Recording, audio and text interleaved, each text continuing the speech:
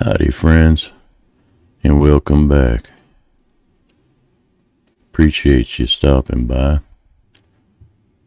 It's time for part 7 of Rebel Spurs by Andre Norton. So saddle up. Let's finish this ride. Horses can turn mean, can turn man-killer at times, and the Pinto was reputed to be a murderer of his own species. Not just content to protect his band from a raiding stallion, he actually went out of his way to seek and force a fight with other males. Could it be now that the wild killer had been drawn from hiding to meet a strange stallion? And could that stranger be Shiloh? It would mean the men they sought were circling back to this watering hole. Shiloh in the Pinto.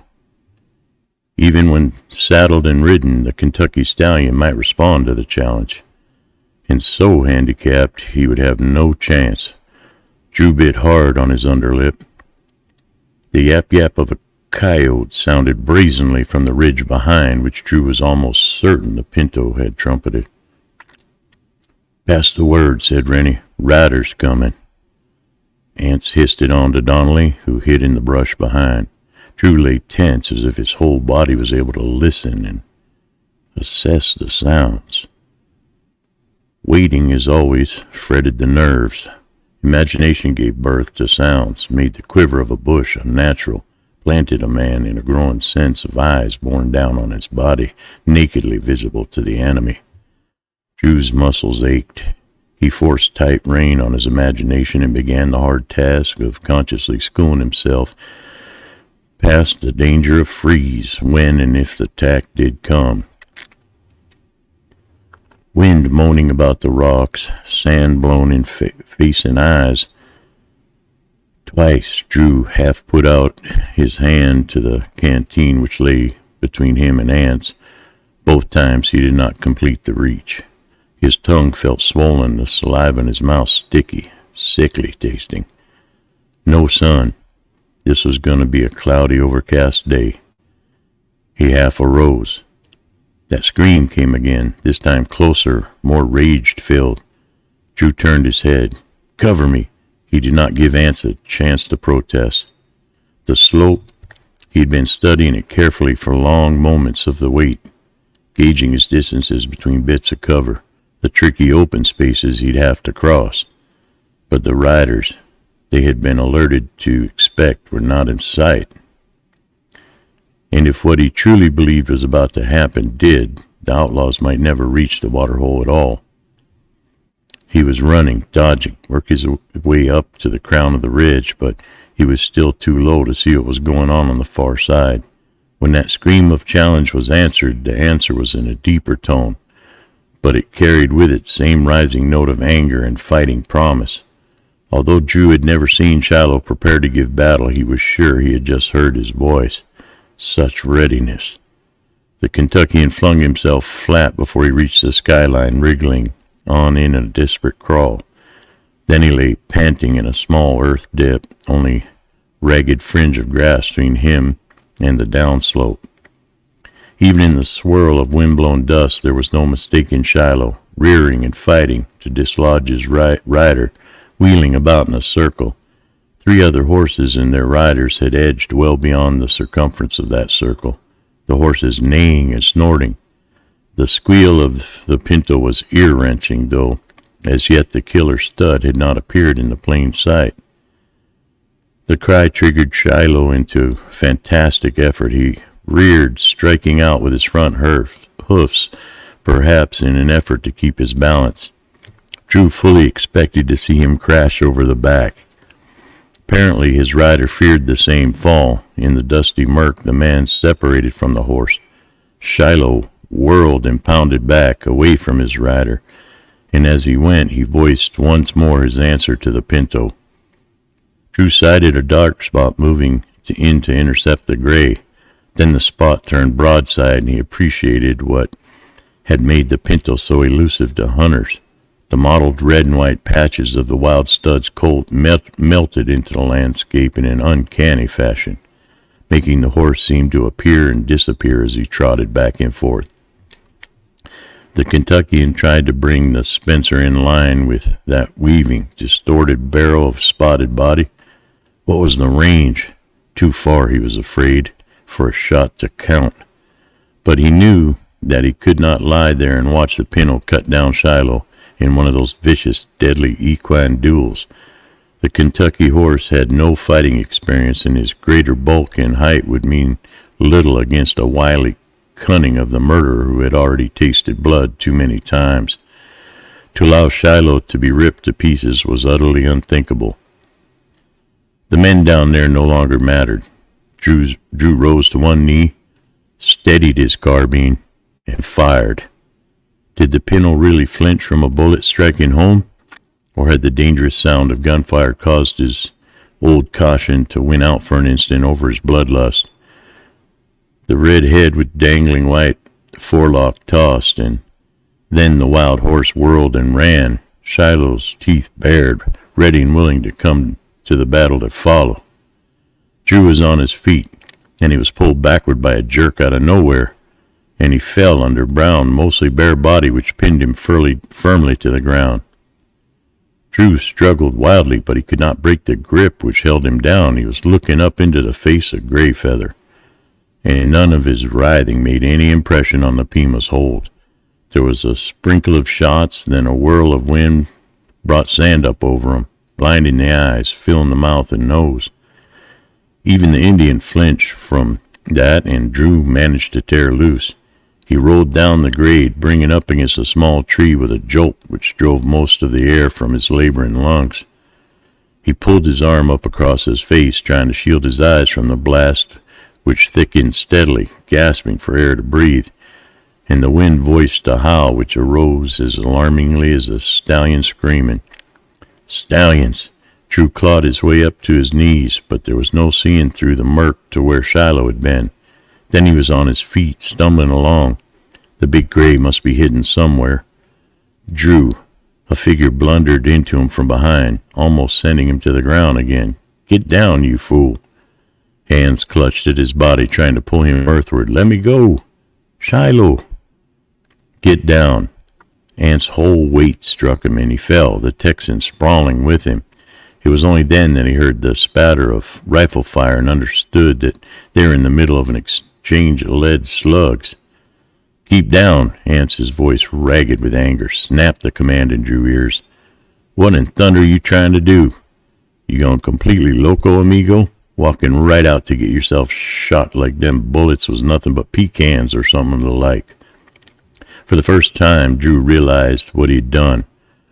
Blown Rennie's carefully planned trap sky high. His shot at the Pinto must have been a warning enough for the fugitives.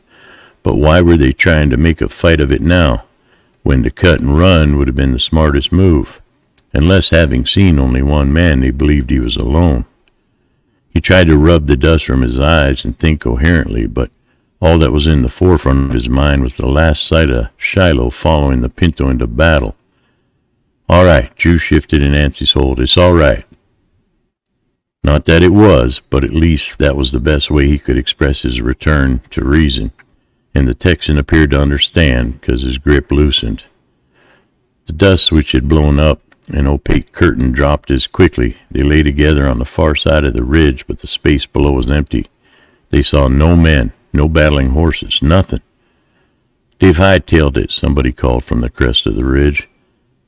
I tell you, I got one of 'em. He's over between those two bushes. He pulled up to take the fellow running and went out of the saddle. Other man got his hoss and lit out. Drew stood up. Where you going now? Ance demanded. Where do you think? The Kentuckian asked dully. After Shiloh. He went on foot down the slope across the open where the gray had unseated his rider and turned to take up the Pinto's challenge. Since the horses were no longer in sight, there was only one way they could have gone, to the east. Drew was in the open when another of those wild sand and dust flurries caught him, buffeted here and there, staggering. His arm up over his face, he was driven by its force until brought up against a rock wall. With that as a guide, he kept on stubbornly, because once more he had heard the scream of the Pinto. In triumph? Drew shivered under a thrust of fear which left him sick. He was sure that murderous red and white devil had finished off Shiloh. Along the wall. Keep going. The dust was thinning again. Drew's hand was on the Colt Topman had supplied. The Spencer lay back on the ridge, but if any kind of fortune favored him now, he was going to shoot the Pinto. It was the last thing he ever did. There was a clear space ahead once more. The sullen gray sky gave only dulled light, but enough to see by. Drew had heard many stories of the fury of the stallion battle, and he had seen fearsome scars ridging the hides of the two range studs. But actually witnessing such a battle shook him. Teeth, hooves, blood on Shiloh's shoulders and flanks, strip of flesh dangling, but Drew saw that Pinto was marked too. The wild horse was trying for a final throat grip, and Shiloh was on the defensive, running, wheeling to kick, once getting home on the Pinto's ribs so that the spotted horse squealed with pain. Shiloh had torn an ear and a gash open on his neck. The two battlers twisted and turned in mad fury of movement. Drew edged on, Colt ready, but to fire now was impossible. The Pinto's hooves crashed against the saddle and Shiloh gave ground. With a scream of triumph, the wild one's head snaked out, teeth ready to set on the larger horse's throat. Hopelessly, Drew shot. It was all he could do. The white and red head tossed. Shiloh had wrenched back. The Pinto drove against the gray and crashed down. It lay kicking as the larger horse hit out with forefeet, bringing them heavily down on the Pinto. The Pinto let out a cry of rage and pain that seemed to startle even Shiloh. The gray backed away from his writhing enemy and stood shivering, his head outstretched, nostrils distended. Drew fired for the second time, and the helpless kicking was stilled. Shiloh moved, limping, blood matted with dust and stained coat, making him also almost as red and white as the range stud. Drew holstered the Colt and went to his horse, crooning softly as he caught one of the chewed and broken reins. He was trying to examine what seemed to him terrible wounds. When Shiloh started neighing, the Kentuckian looked back. Ance and Rennie, with Teodoro and Chino bringing up the rear, were coming. The young mustanger went to look down at the Pinto. "He is dead." That was an observation rather than a question. Teodoro knelt in the dust, drew his knife, and cut loose strands of the long mane hair. "I shot him." Drew was more intent on Shiloh's wound. He was killing Shiloh. He pushed back the thought that, although his horse was still on its feet, the Pinto might have killed him after all. Except for horses ripped by shellfire in battle, Drew had never seen any wounds such as these. He was deadly afraid those two bullets had not really saved his stud. "Let's have a look, Chino. Bring my saddlebags." Hunt Rennie was beside Drew. "Can you lead him back to the water hole?" he asked. "See if he'll walk." Somehow they did it. Drew and Ance, Rennie and Teodoro, they coaxed, led, supported Shiloh when they could, and brought him to the watering hole. And then they worked to stop the weakening flow of blood. Drew kept the young horse quiet while Rennie stitched up the worst of the tears. "He'll do." Rennie washed his hands. "Can't move him for some time, though. He must have given a good account of himself meeting that murderer for the first time. Lucky." "Sir." Drew found it difficult to face Rennie. His anxiety over the horse's condition had faded. He had time to think of something beyond his own affairs. "I want to say thanks." He got all that out in a rush before he added the admission he must make. "I spoiled your plan to take Kitchell." Rennie's dark eyes held his as they had always been able to do. Then Drew had an odd sensation that the two of them were all alone in a place not bound by space and time. "Don't say you're sorry. If you did, I wouldn't believe you. You made the move you had to. If it had been Oro out there, I would have done the same thing." Drew responded to that impulsively. "You're generous, sir." His father's black brows drew together in a slight frown. Generous? No, that's the truth. As for losing Kitchell, we may not have.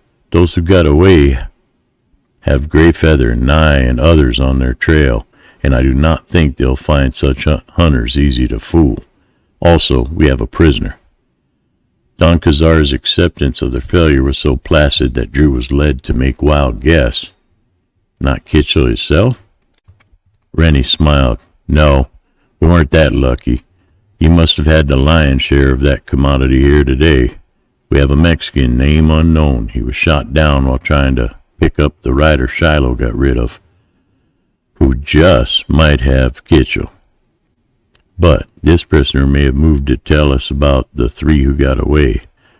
If these windstorms keep up, they could powder over the trail and the boys will need help.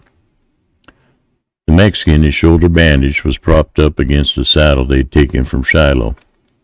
He stared at them sullenly, his gaze finally centering on Don Cazar when they took places opposite him. Some of that coffee for him, Chino, Rennie called. Herrera brought over a tin cup from the fire, now blazing, as the Mexican took it awkwardly with his left hand, still watching Rennie glassily over the brim. The latter used fluent Spanish, only a word or two of which Drew understood. The man grunted and was assailed by Chino in a hotter flow of his native tongue, until Rennie silenced the vaquero's outburst with a wave of his hand and spoke again. Drew sniffed the aroma of the bacon Donnelly was frying, his stomach protesting plaintively. What are they saying? He whispered to Ants. Old man pointed out nice and plain what the Mex is in for, lessons he speaks up. This hombre Rennie thinks maybe he don't run regular with Kitchell. More likely he camp up from the south, could be to guide the gang back to there someplace. If the Mex can prove that, the old man promises to talk for him with the law. So far he ain't said nothing much in an answer. They ate. The prisoner's round face expressed surprise when Rennie had him provided with equal share. He sucked his greasy fingers avidly after he had wolfed down his portion. A moment later he asked a question of his own. Rennie replied, nodding vigorously, as if to make assent more empathetic. Ants translated. The Mex wanted to know if the old man meant what he said about talking with the law. If so, he may loosen his jaw some. I'd say he's a guide from down there. He wouldn't be too set on covering for Kitchell, not when that might mean getting his own neck stretched. Yeah, now he's beginning to run right over with the lip. The prisoner did loose a flood of words, Rennie and Chino listening intently, Donnelly coming to stand behind the others. Drew guessed by his changing expressions the Anglo rider was much at home in Spanish as Ants. Kentucky regretted his own ignorance. The few words he had picked up along the trail from Texas certainly were no help now. The Mexican wiped his good hand up and down the front of his worn jacket and then smoothed the patch of soil. On it he drew lines and explained each of them, much as Hilario Trinfan had done for the horse hunters days earlier. What's he saying now? Drew demanded of Ants. That it's true he was sent to guide Kitchell south. That train of hosses and loot was the gang's prime pickings. Some of it was to grease their way in with this hombre's patron. Don't know who he is, some Mex general or such. Kitch, he rode behind because he waited for a gringo to meet him. They was making up time when they heard of the fight going on in the pass. Kitchell headed back here to fill canteens. The Mex was going to guide him south by another trail, one he knows. He's laying it out for the old man now. It's a pretty rough one. They'd have to take it slow. Could be we could catch up before Kitchell makes it, especially since he don't have the Mex leading him now. When it was necessary, Rennie could move fast. He was on his feet, giving orders almost before Ants had finished the translation. Their party was split into two. Drew and Ants were to stay with the wounded Mexican in Shiloh and prepare to defend the waterhole if the outlaws made a second attempt to come in. The rest of them would ride for an already designated rendezvous point where they would meet the party sent to trace the fugitives. Why do I stay, sir? Ants protested when Don Cazar had finished. You can tend that arm better on the ground than in the saddle. Ain't no hurt there anymore. Ants hurriedly pulled it from the sling. Anyways, that ain't my shooting hand. Neither. But one look at Hunt Rennie's face reduced him to muttering. Drew watched their preparations quietly. Then he gathered up the 2 canteens and filled them at the waterhole. Went back to loop their carry straps over Hunt Rennie's saddle horn. Ants had a bad arm, so it was right that he should not go chasing hell-bent for leather over rough country. But Drew Rennie, he was left because he was useless in another way. He was a man who could not be depended on, who had sprung their trap because he cared more for a horse than he did for the success of Rennie's mission. And in a way, Hunt Rennie was perfectly just in that judgment. If it were all to do over again, Drew knew he would make exactly the same choice. Shiloh was his, about the only good thing he ever possessed, or might ever in the future. If, in order to keep Shiloh, he had to give up what he knew now was a very vague dream, he would surrender that dream every time. Although he knew that was the truth, the Kentuckian was desperately unhappy as he made a lengthy business of adjusting the canteens. About the worst words one could ever speak or think were too late. This was all too late. 20 years too late. They might have had something good together, he and Hunt Rennie, but now it was just too late. As Drew heard the crunch of boots on the gravel close behind him, he swung around. Full canteens, he blurted out, and then, ashamed of his own confusion, he forced himself to look straight at his father. Good luck, sir. We'll need it. I'm leaving you, Jose. He'll do some prowling. Wouldn't do for you to be jumped by the Apaches. If we don't come back in 3 or 4 days and Shiloh's able to travel, you take that Mexican and head back to the stronghold. You understand? I mean that. Yes, sir. Drew had lost his right to protest, lost in the instant he betrayed the ambush. Now he turned quickly and hurried to where Shiloh stood. Last thing he wanted was to see Hunt Rennie right away. Ants kicked earth over the fire when they were gone. No use showing smoke, he remarked, and Drew readily agreed. The horses, with the exception of Shiloh, were hobbled and allowed to the restricted freedom of pocket-sized meadow running back from the waterhole. Ants and Drew divided the night into 2-hour watches. Don't see as how they'd be fool enough to try chewing back on their trail again, though, Ants commented. They need water, according to what his guide said of them. They need it doubly bad before they finish that road that he drew out. They might just be crazy enough to try here. Men have gotten away with tricks such as that before. Drew, Ants was the only shadow among shadows, a voice out of the dark now. You made up your mind about what you're going to do when this is all over? Pull out. California, maybe. I don't know.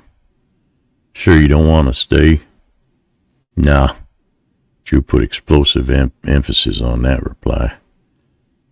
A man can be too stubborn and stiff-necked for his own good. Man has to do what he has to do, Drew snapped. I'm turning in. Give me the nudge when it's time.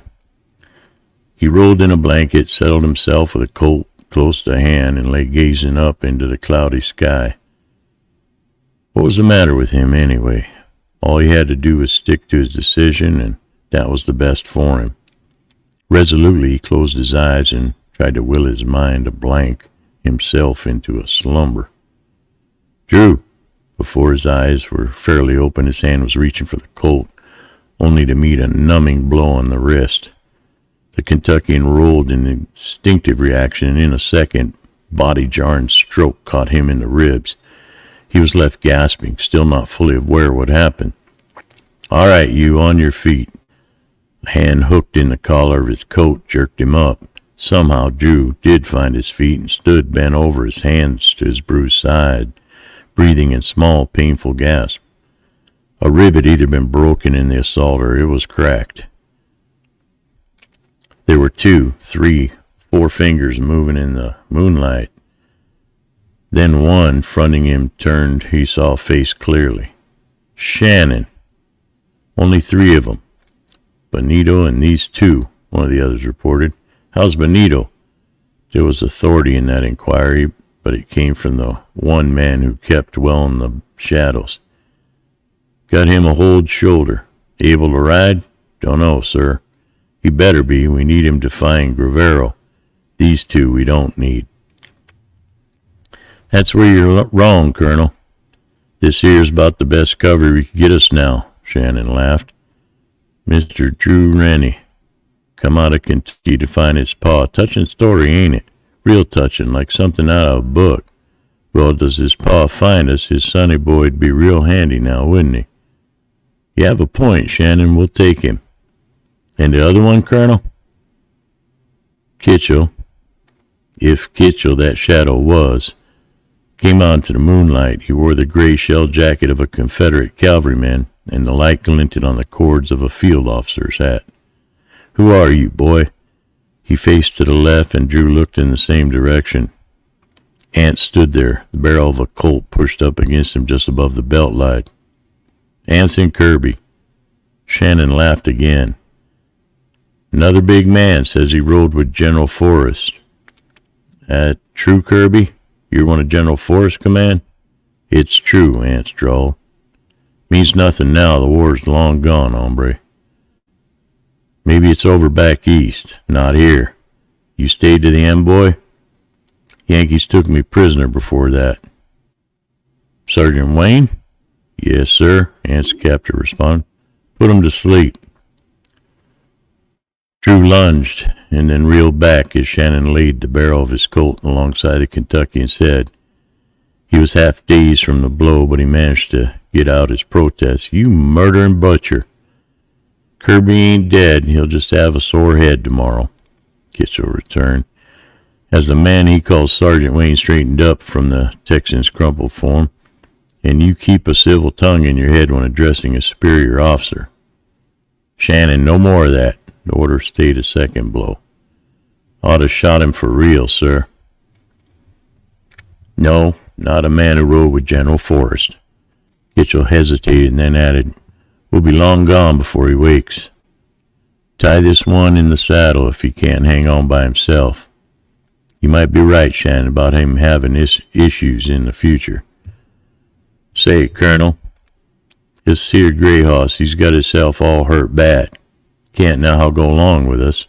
Want I should shoot him? That whine came from the meadow where they had left the horses. Nah, leave 'em. Won't do Kirby any good. That's a fine horse.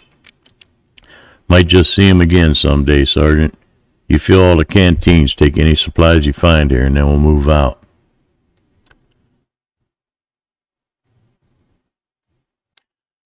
Drew, his wrist corded to the saddle horn, both ankles lashed to the stirrups, swayed in the saddle as Shannon took the reins of his horse and led it along.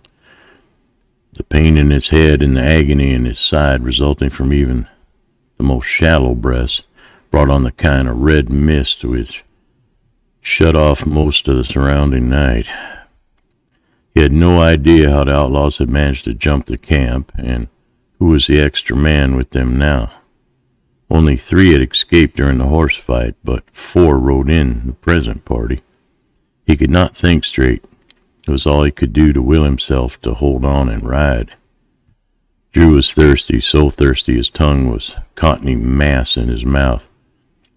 The day was light and sunny now, and they were single filing through a region of bright-colored rock, wind-worn into pinnacles, spires, and mesas.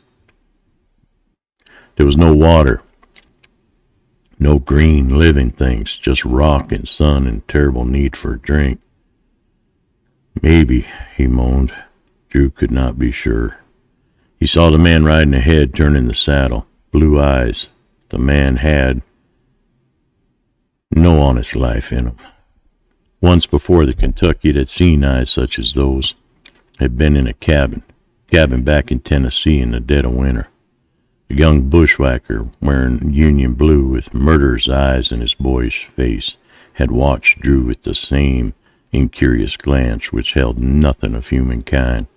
Shannon, the bushwhacker, 2 of the same killer breed, But to recognize that no longer mattered. Nothing mattered save water.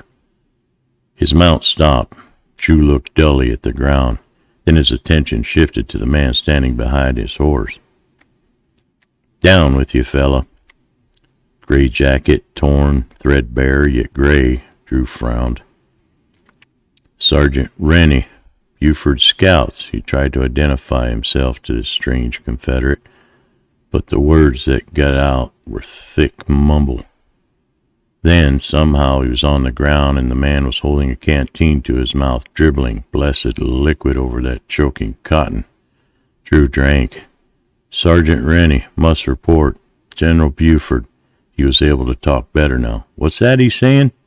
"Something about General Buford. Don't know who he is." "Buford? Buford rode with Forrest."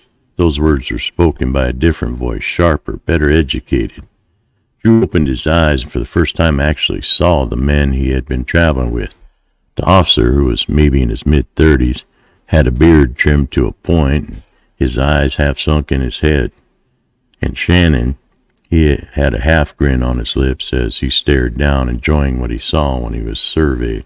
Drew. The one Kitchell called Sergeant Wayne was a big fella. Even though he was thinned down, he had square sort of face, jaw too heavy for the rest of it. Then Drew's eyes came to the last man and stopped.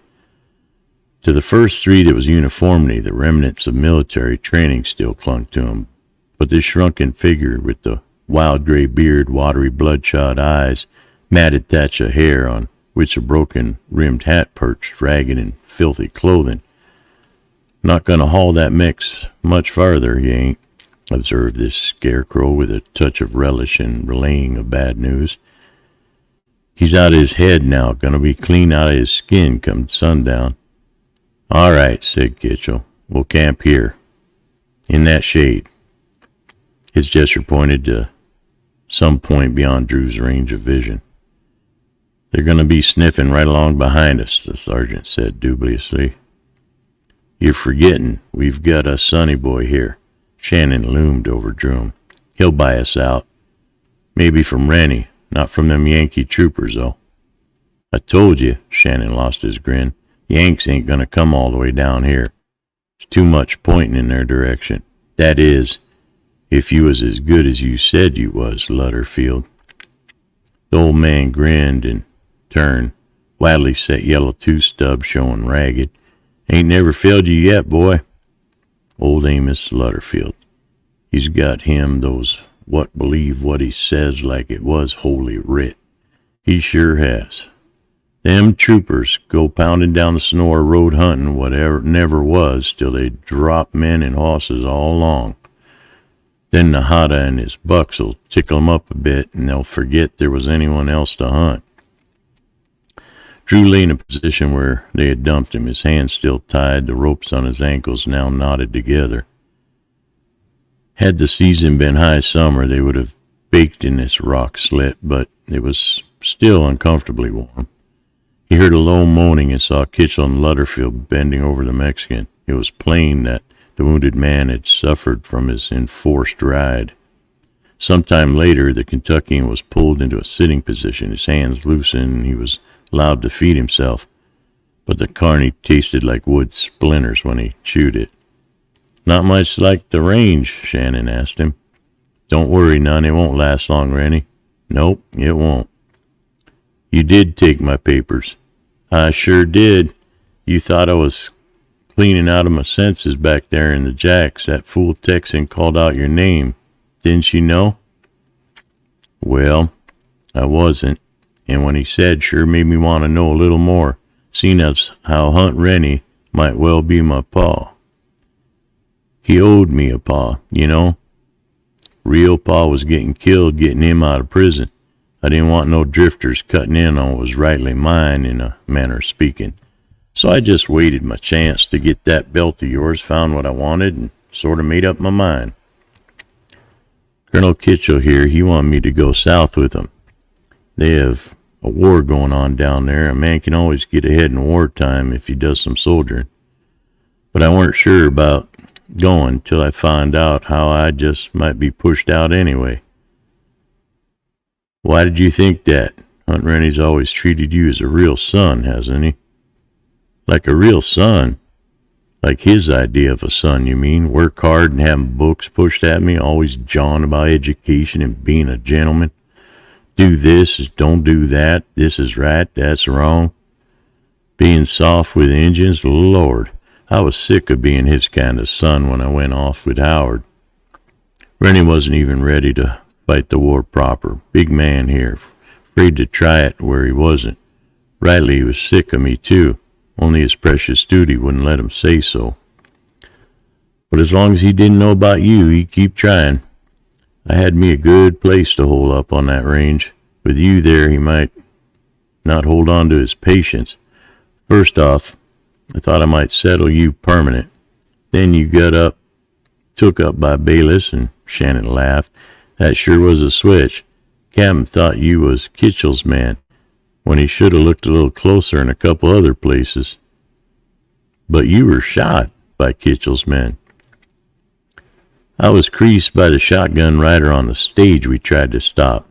Boys brought me in close to town and dumped me on the road. Gave us a chance to make up another tale to fool Bayless. Me, I've been riding with Colonel Kitchell since '64. We come west from Kansas. Along the end of that year, the colonel, he saw what might be done out here, where it's a long ride between sheriffs, and the army had to think about engines most of the time. What army there still was in the territory. Me and old man Lutterfield, we could help the colonel, better not riding with him, but for him, as you might say. And now you're going to Mexico? In time, Rennie, in time. The colonel's thinking out some plans. Don Cazar, he was too lucky at the past.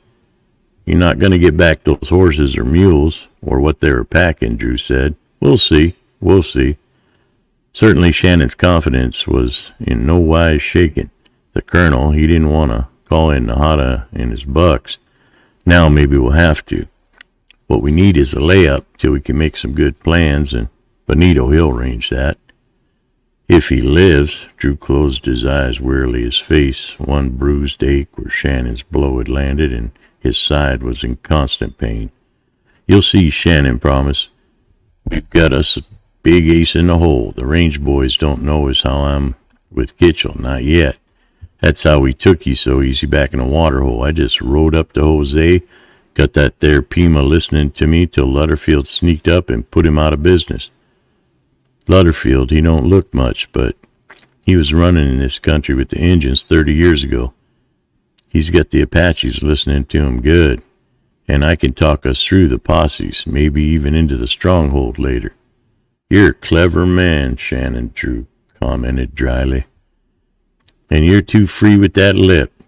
Drew's head rocked by another stinging slap which made fiery wheels of pain roll in his head.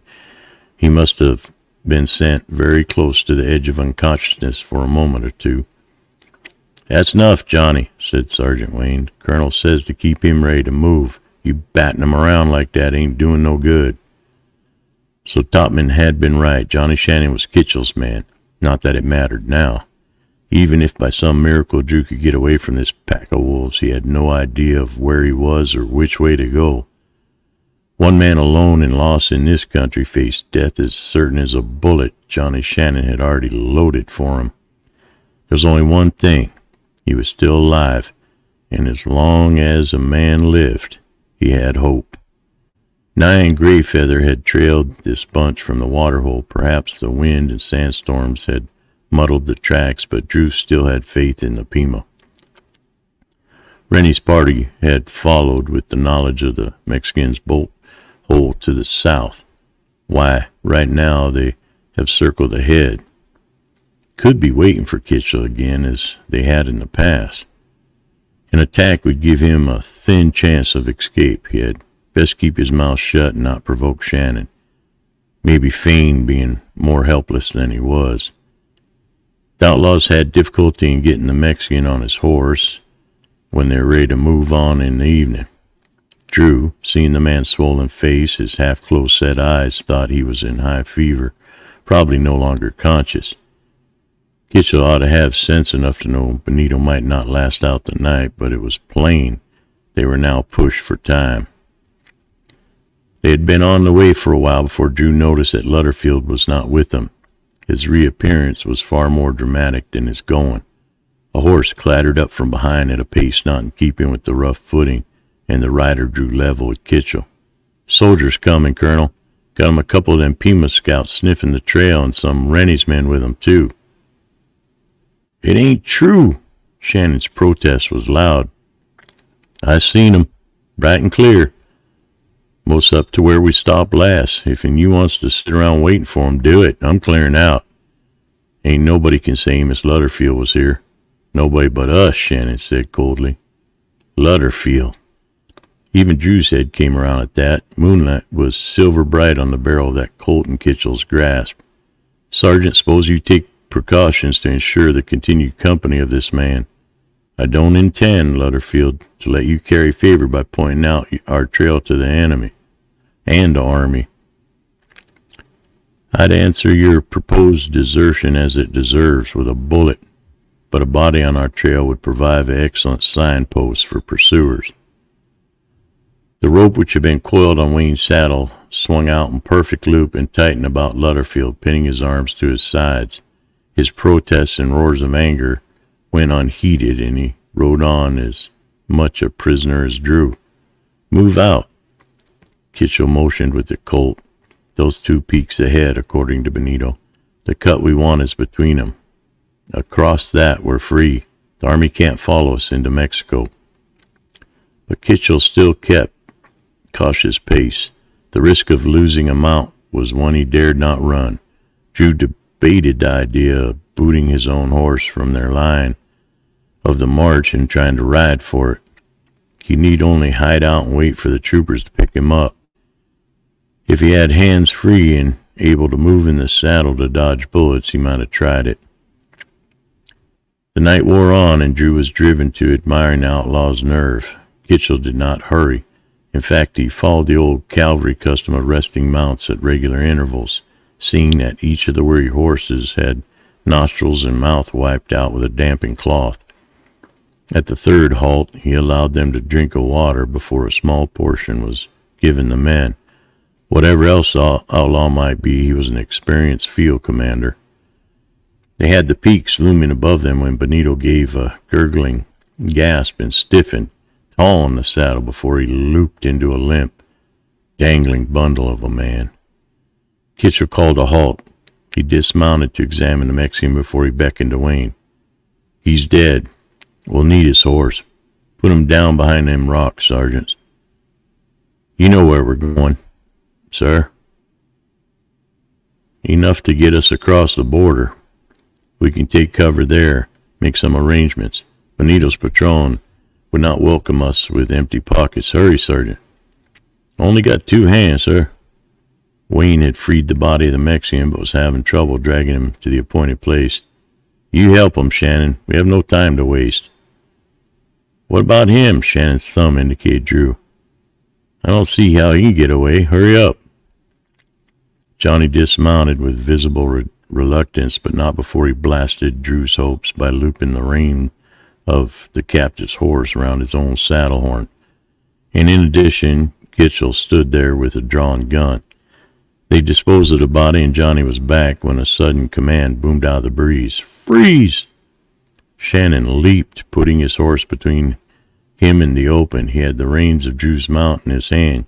Kitchell went into a half-crouch and was startled into snapping a shot in the general direction of the voice. Drew sat statue still. It was only too easy in this tricky light, bright though the moon was, to seem one of the men those ahead were hunting. He had no desire to stop a bullet now, but Johnny had ideas of his own. Under his direction, Drew's horse broke to the left.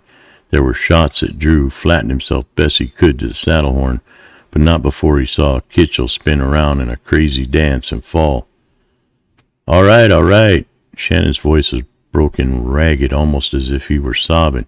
"You ain't got me yet. Not by a sight, you ain't." A knife flashed, cutting the ties which kept Drew's left boot to the stirrup.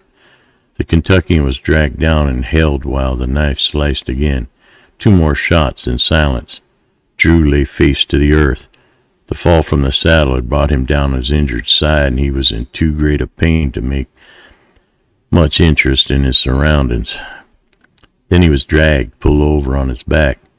"I got Drew Rennie here." The call was of desperation. "You hear that? Drew Rennie, the old man's son. I read them letters he had. It's the truth. You come take me," and he gets the knife clean across his throat. "I want me a hoss, water, and open road south. Do I get 'em, or does Mr. High and Mighty Rennie get him a son who ain't speaking no more?" "Johnny? Johnny, is that you?" "Sure is me, Johnny Shannon. I'm riding out of here free and clear, or else I'd do what I said. And I mean that, Rennie. I surely do mean it. You leaves me and you get your real son. Good bargain, ain't it?" "You won't ride free for long, Johnny. You know that." "I can have me a pretty good try, Rennie. This here's my country, and I know it well. Better than any of your men. Give me your word, and I'll go." Drew tried to fight back the darkness which was closing in, a dark stronger than mere night shadows. "Give him what he wants," the words echoed hollowly. Shannon drew a deep breath. He laughed softly, and Drew made a great effort. He could see the bulk of the other body poised between him and the opening between the rocks, which must give on the pocket which the outlaws had been surprised. Johnny was set like a runner, ready on the mark. The Kentuckian could hear the scrape of horses' hooves on stone. He must be bringing out a mount to keep Hunt's part of the bargain. Only Drew suddenly knew Johnny was gonna keep him. He saw the gun hand shift against the rock. Johnny was taking aim into the pocket. Why? By trusting to Rennie's word, he would have a slim chance, so why spoil it by some treachery? "All right, Johnny, it's ready for you. Now you get them hands up, Rennie. Sort of guess you'd come yourself. I'm getting out all right. Do I take you along? There ain't gonna be no trailing, none at all. They want Dun Kazar to keep on breathing regular. Get them hands up high." With all the force he could summon, Drew kicked at Johnny's crouching body. Shannon cried out. There was a shot.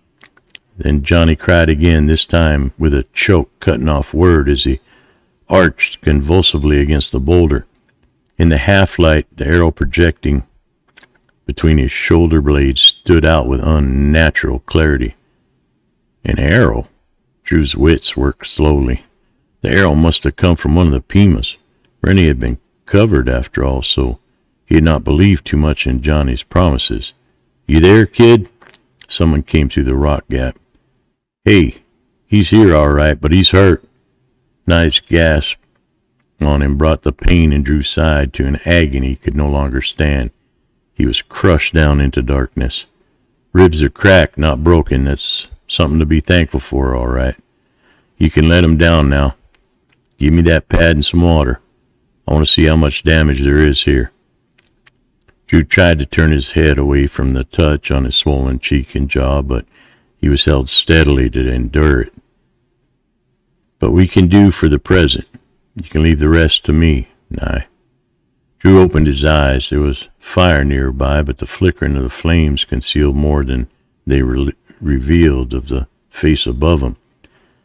He found the words to say rather than ask. "You knew. Before Johnny told, you knew." "Teodoro told me yesterday."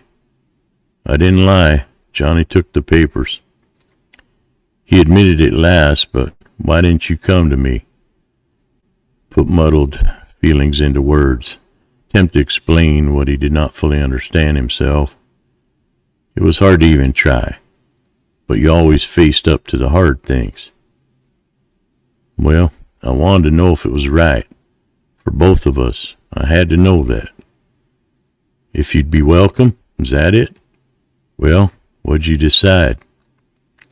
"What you decided hours, days ago?" "Too late?"